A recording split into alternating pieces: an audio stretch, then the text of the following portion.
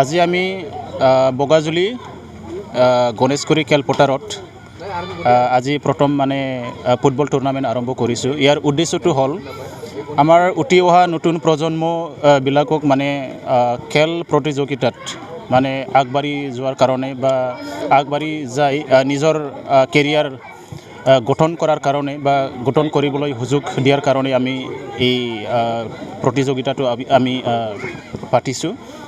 আৰু লগতে কি হয় আমাৰ অঞ্চলত বিভিন্ন অঞ্চলত মানে আমাৰ উঠি অহা নতুন প্ৰজন্মই এণ্টি ছ'চিয়েল মানে অসামাজিক কাৰ্যকলাপবিলাকৰ লগত লিপ্ত হয়। গতিকে এই খেল প্ৰতিযোগিতা বা খেলৰ লগত সম্বন্ধ ৰাখি যাতে আমাৰ উঠি অহা নতুন প্ৰজন্মই ইয়াৰ পৰা অলপ আঁতৰি আহি নিজৰ জীৱনৰ চিন্তা কৰে, এই লক্ষ্যটো ৰাখি আমি এই খেল প্ৰতিযোগিতাটো আমি আৰম্ভ কৰিছোঁ। আজি কাৰ কাৰ মাজত আছে?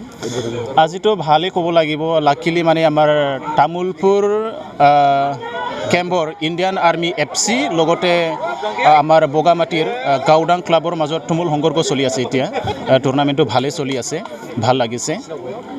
কিমান দলে অংশগ্ৰহণ কৰিব? এতিয়ালৈকে আমাৰ তালিকাত আছে 22টা টীম আৰু আহি আছে, যোগাযোগ হৈ আছে। গতিকে যিসকলে খেলিবলৈ ইচ্ছা আছে তেখেতসকলক মই মানে আপোনাৰ এই মিডিয়াৰ যোগেদি মই আহ্বান জনাওঁ, আহি পেলাই অংশগ্ৰহণ কৰক। এইখিনি।